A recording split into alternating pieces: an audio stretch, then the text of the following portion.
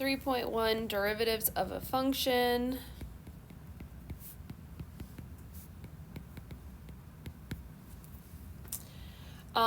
So basically, I kind of roughly showed you what a derivative looked like.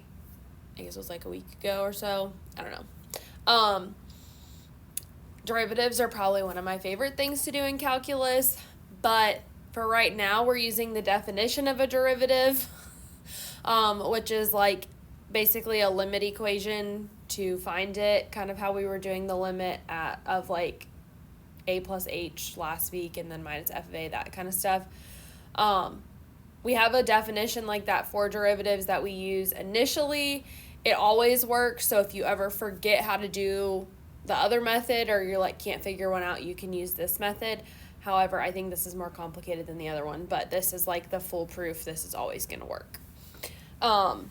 So just so we have it here, the definition is f prime of a is equal to the limit as h approaches 0 of f of a plus h minus f of a all over h. So looks very similar to what obviously we were dealing with before.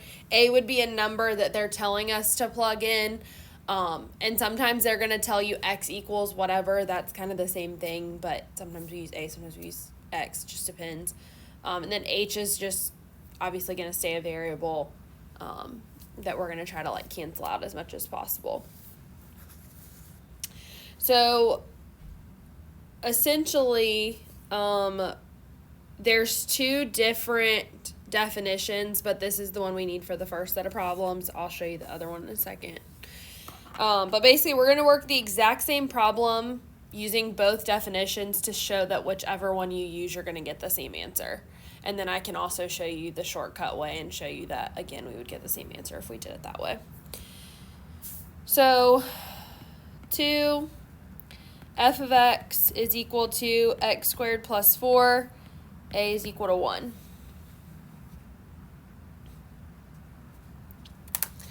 So I'm setting this up using this definition. So I've got the limit as h approaches 0 of, I'm putting 1 in for a here, so this is going to be 1 plus h squared and then plus 4 minus, then evaluated at 1, well that's just 1 squared plus 4, and then all over h. So again, these should work out nicely where things are going to cancel out for you overall. So the limit as h approaches 0 of 1 plus 2h plus h squared, and then over here I've got plus 4, and then 1 and 4 is 5, so minus 5 all over h. Well, the 1 and 4 offset with negative 5. And then again, if we want to do this in one step and take out the h, or like get rid of the h, if we can, again, I think you can, but take out the h and do it like that so that we're left with just the limit as h approaches 0 of 2 plus h, then that would be equal to 2.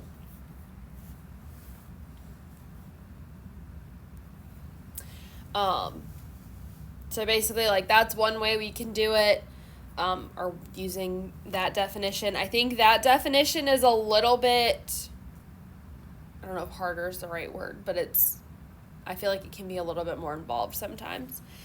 The other definition of a limit that I have, or not definition of a limit, definition of a derivative that I have that they want you to use in the second problem, which this problem matches up exactly with this one, is the f prime of a is equal to the limit as x approaches a of f of x minus f of a all over x minus a. So x is obviously a variable, a is going to be a number, so whatever number they're giving you, we're looking at the limit as x approaches that number. So this one's a little bit, obviously, like I said, different. So we've got for the exact same thing, but it's problem 6 now. F of x equals x squared plus 4. A is equal to 1. So we would plug in, or we basically copy it down the first time exactly as it is in the problem. So the limit as its x approaches a, so its x approaches 1 of the f of x part is x squared plus 4 minus, we'll evaluate it at 1, so that's going to be 5, because this is 1 plus 4 here, or 1 squared plus 4. And then all over x minus a is 1, so over x minus 1 like that.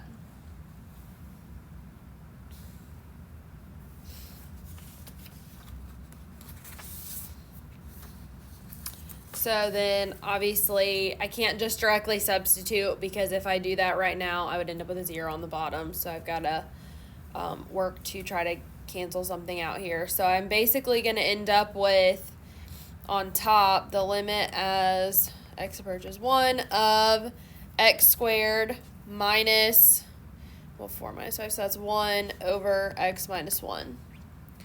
So I still have an issue here. If I plug in 1 at this point, I'm still going to have a problem. So I need to see, well, can I factor something so that I can cancel it? So do you recognize what the top is? It's like, I don't know what the name is, but I know how to do it. Okay, well, what is it?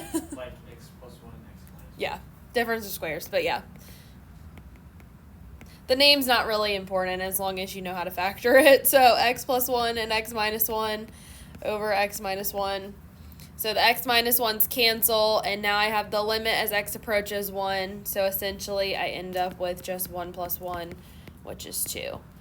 So another method for finding the exact same thing, but you can see that like they're both going to give you the same answer either way. If I did this my shortcut way, where I just have f of x is equal to x squared plus 4, and then obviously a is equal to 1, we're still evaluating it at that value. I can do f prime of x. I didn't really say this, but prime means the derivative, or it's like take the derivative. Then we take the number that's in the exponent and we put it out front. If there's any number out front, we're multiplying those numbers together, but obviously it's just a 1, so this would be 2 times x, and we take 1 away from up here, so that would just become a 1. And then any constant number, the derivative of a constant is 0. And when I say that, like sometimes I have been known to give a question that's like, tell me what the derivative of pi is. And it's very interesting, the answers that I get. But the derivative of any constant is 0. I've done pi, I've done e. I've really thrown people for a loop with those, and they're like, 1, and I'm like, no. So anyway, so this would be 2x is the derivative of this, and then evaluate it at 1. A lot of times for that, we'll do something like that to show that we're evaluating it at that value. The other thing I would do is write f prime of 1 like that, and then do 2 times 1. Well, that's just 2. So obviously this is your preferred method, probably is the shortcut way. But if it's specified that you need to use one of the definitions, obviously you should do that. And you don't know all the derivative rules yet, so there's going to be certain things you just don't know how to do yet. But within the next like 2 sections you will know. So more so telling you that for like the quiz, because that's where, if it tells you to use the definition, you need to do it. Now, what I also tell people is if you forget the definition, or you're like, I don't know, or you want to check it by the other method. And if you get the definition part wrong and you're like, well, I know this is wrong because I checked it with this other method and I can tell you that like this should be the answer, obviously I'm not going to take off as many points because like you went above and beyond to like check it. And even if you can't find your mistake, at least you show that you know what the derivative is. Yeah.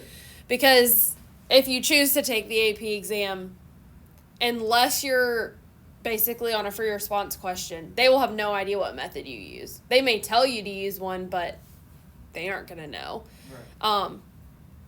I don't really think that they do this, but on occasion what they could do is your answer options may be it set up in the definition. So like your answer options may say like use the definition of derivative to find, or to solve this, but then they may just say we'll show the definition, and so your A, B, C, D are your options for it like being plugged into the definition. But otherwise, they won't know what method you're using. And you could still check that by plugging in a point and seeing if you chose the right one. So, Right. Anyways, jumping down. Find. Yes, are you teaching? Oh, yes, you. Can I ask you a quick question? Can you come back when I'm done? Yes, ma'am.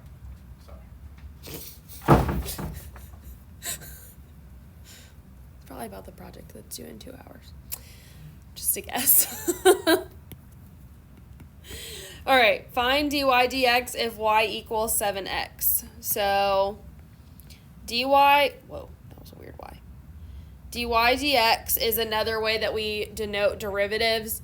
I a lot of times will just use y prime when I'm given a y equals something because it's shorter. However, there are going to be times where dy dx is a more necessary way to write it, but just so you're familiar with all of the, I think somewhere in the notes, I don't know if it was this chapter or this section or a later section, I have all the different notations that you could see for that. So find dy dx if y equals 7x. So obviously, I don't need the definition of a derivative at this point. These ones kind of irritate me because like they're only giving you x raised to the first power. But basically when we take a derivative in general, obviously you don't typically just have like, oh, x squared and you're like told to take the derivative. It's going to be y equals x squared. So the whole point behind them doing this is saying we're taking the derivative of y with respect to x. So when we do this, the derivative of y is dy dx. Or sometimes you'll see me write it as y prime like that, just so you see. And then over here, we're taking the derivative of 7x. Well, obviously exponent up here is just a 1, so 1 times 7 is just 7. And then we take 1 away from up here, so that goes away. So anytime you have something just raised to the first power, essentially that variable is going away, and just whatever number's in front of it is going to be your value. As like a pretty general rule. When we get farther along and there's like things in parentheses being raised to a power, that's totally different, but for what we're doing right now, this would just be equal to 7. Another notation that they use, which they're using here, number 12, is find d dx of f of x if f of x is equal to 3x squared. So this is just basically taking the derivative of the function with respect to x. Again, I will often write f prime of x because it's shorter. I pretty much never use this notation, the d dx of f of x, just because it's long and basically, other than the book, nobody really uses this notation. I don't even think that they use this notation on the AP exam. They typically stick to dy dx or like f prime of x, but anyways, so I usually do this. F prime of x is equal to, so it's just telling us that we're taking the derivative with respect to x. So I take this exponent, multiply it by the front, so that's 6, and then we take 1 away, so 6x would be the derivative there. And that would just be your answer.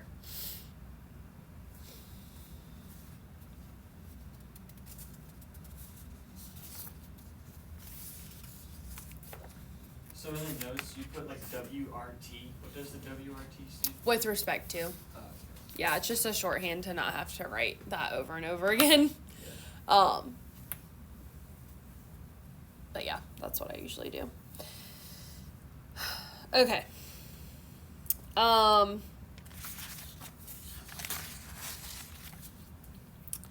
18. Find the derivative of the function and use it to find an equation of the line tangent to the curve at x equals 3. So we were doing some stuff with limits as far as helping us find the slope of our tangent line, and then we were using that to write an equation of our line thereafter. I can also, a shorter method is to find the derivative and evaluate it at the point and find the slope that way. Because obviously the definition of a derivative, the way that we find it, is very similar to, or well, basically is the same more or less equation of finding a limit. So With 18, we've got y equals 2x squared minus 13x plus 5. And they tell us that we're finding it at x equals 3. We're finding the tangent. So a lot of times when I have a problem like this, I will go ahead because I know that ultimately I'm going to be evaluating at the point.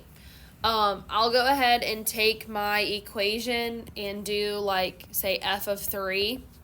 And I'll go ahead and figure out what this is because I know that I'm going to have a 0.3 something that's going to be what I ultimately need to find the equation of my tangent line.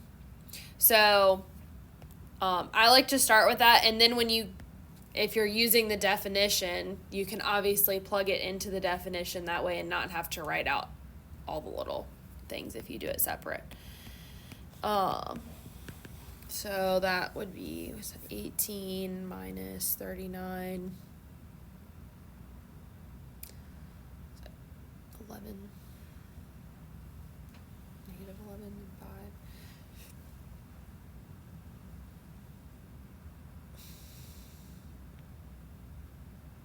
Or not negative 11, negative 21 and 5.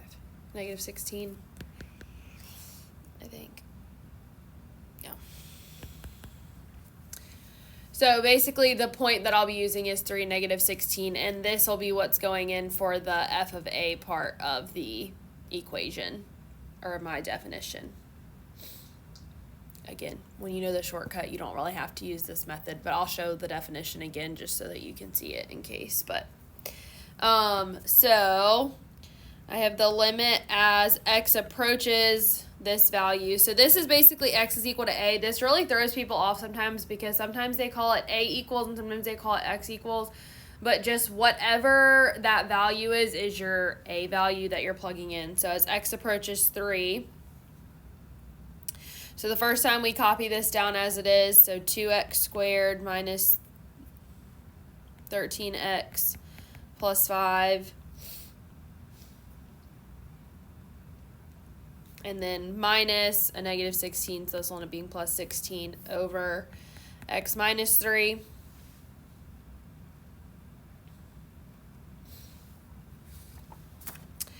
So then I've got the limit as x approaches 3 of 2x squared minus 13x plus 21 over x minus 3. Factoring the top, I'm going to do this off to the side. Factors of 42 that add up to negative 13. Let's see, break this down. 2 and 21, 3 and 7. So 6 and 7, I think. And they're both going to be negative. So I'll have 2x squared minus 6x minus 7x plus 21.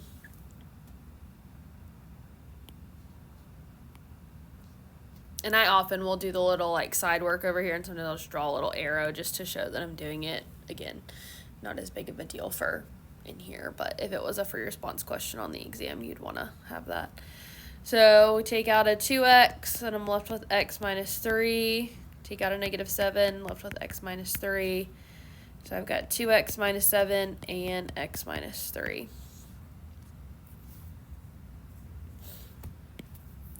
So I'll rewrite it. The limit as x approaches 3 of 2x minus 7 times x minus 3 over x minus 3.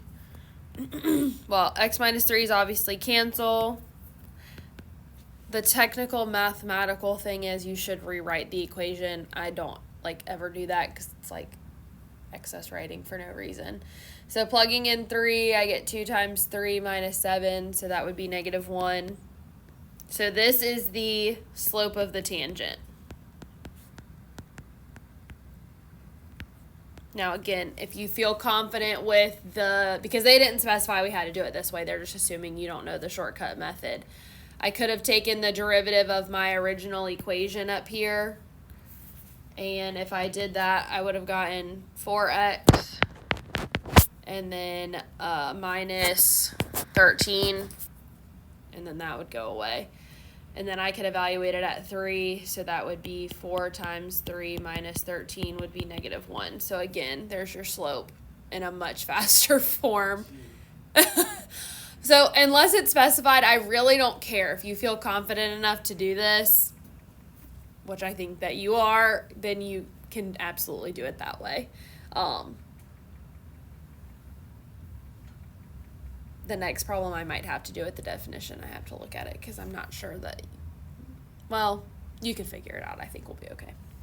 All right, so now I need to write the equation of my tangent line. So obviously using this point up here, I've got y, that'll be plus 16 equals -1 times x minus 3. So this is y equals -x.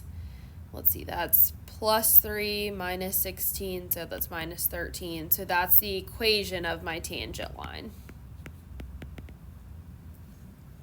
Then, which is what we're ultimately, they actually wanted the line. Yeah, they did. Obviously, if they wanted the normal, then we could take that and just find the perpendicular slope and go on, because like number 19 asked for the normal as well. All right, the last one for this section is 20. So similar problem. They also want the normal on this one as well.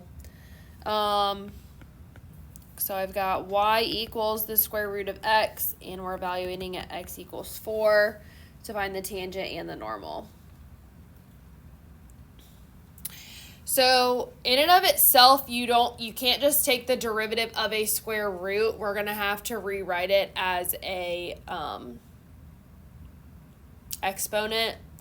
So if I wanted to do the shortcut method, I can. I just have to do it this way and write it as x to the 1/2 before I do it.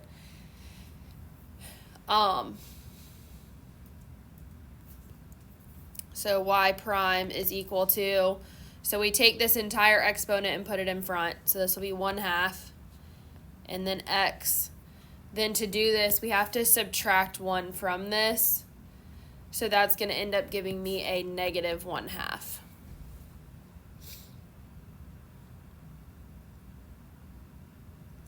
So then at that point, I would rewrite this as 1/2 times the square root of x this way, so that you don't forget, or like, you don't plug something in and then get it in the wrong spot or whatever. And then at this point, we can evaluate it at the point. So 1/2 times the square root of 4, obviously that just becomes 1/4. So this is the slope of the tangent.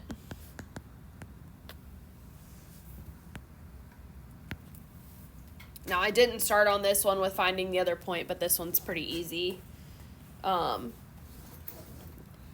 Y is the square root of 4. Well, that's 2. So my point is going to be 4, 2 that I'm using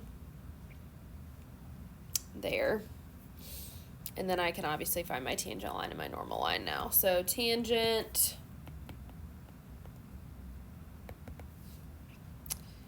y minus 2 equals 1/4 times x minus 4. So y equals 1/4 x minus 1 plus 2. So wait, yeah, so plus 1. So that's the equation for my tangent. Normal slope would just be opposite inverse, so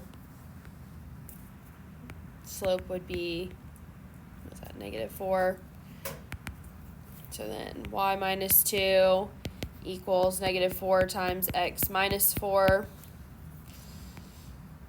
So y equals -4x plus 16 plus 2, so plus 18, and that would be your equation of your normal. So pretty easy overall. A lot of times throughout the year we'll be finding the tangent in normal equations. Mostly tangent, but to the line at a point, or yeah. So any questions on that? Pretty simple. So yeah, like I said, if it says to use the definition, obviously do that. But on these other ones, they're not telling you have to use the definition. So I'm okay with using the shortcut if you feel like you can. On the ones that you have, it looks like overall it should be stuff that's pretty easy.